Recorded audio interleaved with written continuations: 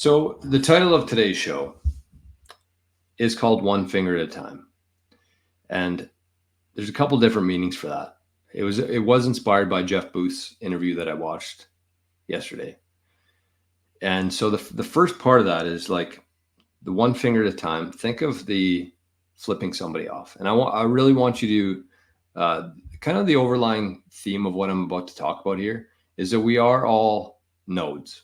You think about Bitcoin, the Bitcoin network and the nodes that are out there, and how every 10 minutes a new updated version of the blockchain gets sent out to all those nodes.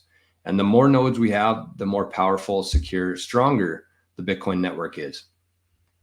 So I really want you to think about yourself as a Bitcoin node here, because the more nodes that we accrue here over time, the faster the faster adoption will increase. And that's kind of our whole goal here, right? Because we know two things. We know that the Bitcoin supply is going to continue to go down every 4 years forever. We know that. And it already has a lower inflation rate than gold has. At this point, 15 years into this thing, it already has a lower inflation rate than gold, which was previously the hardest money out there, the most scarce asset out there. So that's the first thing. The second one is that there's approximately 3 or 4 million coins that have been lost by people in the early days who either got hacked, locked themselves out, got taken down through an exchange. I forget the one here in Canada that went down. But let's say that there's 3 or 4 million lost coins. That's only going to get higher here, because I'm sure within the last 4 or 5 years, especially 2021 run up, there was a bunch of people who bought Bitcoin. And I don't think we've actually considered them, a portion of them, to be in the lost coins yet, the 3 or 4 million. I think it's already higher than that. And I think as we move on here and as more and more people start to dip their toes in Bitcoin who don't really know what they're doing in terms of securing their Bitcoin, that amount is only going to go up. So the actual supply of new Bitcoins going down, the amount of lost coins bringing the total supply of Bitcoin down over time. Those are the certainties within Bitcoin. Those are the things that we know are going to happen regardless of what we do, right? Bitcoin doesn't care. Anything could happen in the world. Bitcoin does not care what's going on. It just does its thing. Every 10 minutes, a new block is produced. Within that block, there's a bunch of transactions. Me sending Bitcoin to you, you sending Bitcoin to the rescue dogs. That's it. Actually, that's not on layer one. Bad example. But you know what I mean. That's all there is. Every 10 minutes, there's a new block. It gets sent out to every person running a Bitcoin node. So those are the certainties. But the other part of it, the part that we have the ability to influence and change, is the demand part. So there's supply demand. I call Bitcoin the greatest economic recipe in history because of that. Even if demand flatlined for the next 50 years, the price and the purchasing power within Bitcoin would increase simply because of the supply. The supply is going to keep going down forever, and we assume that the demand is going to keep going up forever. So that's why people say Bitcoin is going to go up and to the right forever, for those two reasons. So the thing that we do have the ability to influence is the demand side of things. And the faster that we can get people to really understand what's happening here and push the adoption, the faster we can move out of the fiat system. And that's the end goal here with everything. So one finger at a time is just, we have to start calling out the bullshit in life. That's kind of like the first version of this. We have to. And whether that has to do with the Olympics, the gender stuff, the banks, the elections, whatever that is, if you're part of a conversation or if you hear your friends or your family talking about something that you know is completely wrong, don't be a dick about it. But we have to start calling this stuff out. We have to. Otherwise, nothing's going to change. If you know something's true in your heart and in your mind, and you're afraid to talk about that, then you're part of the problem. Even though you don't agree with what they're saying, you're not doing anything to change the direction here. So the first part of this, one finger at a time, is just don't be afraid to tell somebody to go fuck themselves. Honestly, whether it's your friend, your family, your coworker, it doesn't matter. Family's going to be there regardless. You might not get along with them, but everybody else, and I've been through this in the last 4 years, a lot of it. And I've lost a lot of friends and relationships going through it, but I'm okay with it. I really am. And I think that if I didn't do that and I didn't, stick my neck out a little bit, I would have a lot of regrets later in life. And so it is time. Now is the time that we have to we can't be afraid to tell somebody to go fuck themselves. And whether they're trying to make you do something you don't want to, or they're talking about something that you know is wrong, just don't be afraid to call it out. And if you lose them as a friend, that's fine. That's fine. If they're not willing to understand your point of view, then it's probably for the best anyways. But so that's kind of the first part of it, and that's the aggressive part of it.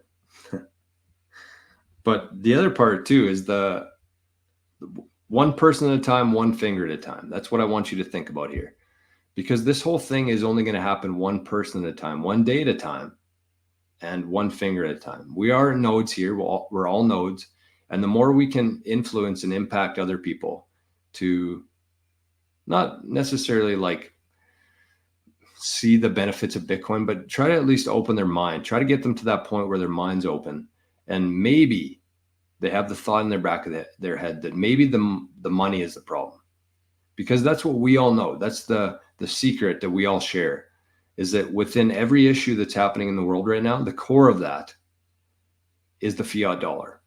Point at whatever you want to. The core problem there is the fiat dollar. And so the faster we can not convince, open people's minds. That's all you want to do. Just every person you come in contact with, try to open their mind up a little bit. That's it. That's all that you can do. So one person at a time. And the one finger at a time, this really resonated with me, because that's what Jeff Booth was talking about. He said people are going to get there one finger at a time as we try to pull people away from the old system, the old fiat system that they're clinging to, because there's still so many people out there who are truly benefiting from that system still. Their paycheck relies on that system continuing. Think about how fat our government's been getting, how many people they've added to the government. Like, I don't know what the percentage of the total employment here in Canada actually works for the government, but it is catastrophic. So as we try to pry them out of that old system, open their minds and try to see, what the actual problem here is, they're going to be clinging, they're going to be holding on to that system. And that's what he said, one finger at a time. That's how we're going to get them over from the fiat system onto a Bitcoin standard, or at least have their minds open up, one finger at a time. But I want you to think about your own experience,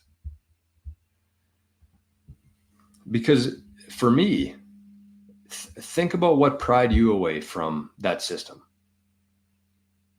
It might not have been one event that you can really reflect on, but it was a series of events. And I guarantee that every person watching this or listening to this later had that experience. And for me, it was 2020. It was what happened with the pandemic. I was told that I was an idiot, even though I was I was consuming my life with trying to figure out what's really going on here. And you go down 100 different rabbit holes that way, but you compare it to somebody who didn't do any sort of looking into this, and they're the ones telling you that you're an idiot. So that was part of it for me. And so at my job, I was a manager at a big accounting firm here in Canada. And my job was trying to say, you're either going to do this or we're going to make your life very painful. And so they made me, there was like a couple of us, we probably had 40 or 50 people in the office. I think there was 2 or 3 of us who said, we're not doing this. So you can say whatever you want, you can do whatever you want, but we're not doing this. And they said, you can't come into the office now. You have to work from home. So I was in pretty much like solitary confinement, doing something I didn't necessarily love doing, and being blacklisted and banished and alienated by the company for the decision that a personal decision that should have been absolutely nobody's fucking business except my own. So that's what pried me away from that system. That was the kind of the final finger there, I think, that took me away from that. But you have to keep in mind here that not everybody has been through that yet. Not everybody has had their big moment or their, significant part of their life where that happened. Not everybody has had that. A lot of people just went along with it. They said, yeah, that's fine, whatever. I want to be able to go sit at a restaurant and hang out with my friends, go on a trip. So I'll do it. I don't care. So they didn't go through the same thing that we did or that I did. And that could be a variety of things. It doesn't have to be necessarily related to COVID. I think that there's been a lot of people who are here earlier than the pandemic. Maybe they were saying something online that the overlords didn't like. They froze their bank account. There was a lot of people who that was their last finger when they had their bank account frozen by the government here in Canada for supporting a peaceful protest against them. But not everybody has gone through that yet. And I think that, as we go through these different things here in the news and in the geopolitical world, people are every single day are having their last finger pried away from that system. And that's who's joining Bitcoin. That's who's joining Nostr. That's who's watching these videos instead of watching the mainstream news. So you just have to keep in mind here that, it's going to happen, but they just haven't been there yet. So kind of the moral of that story is that even though you see a whole bunch of people out in your life, whether that's your parents, your siblings, your spouse, your best friends, your coworkers, even though they're not Bitcoiners today, that doesn't mean that they're a lost cause. That doesn't mean that they're a different segment of the population than you are.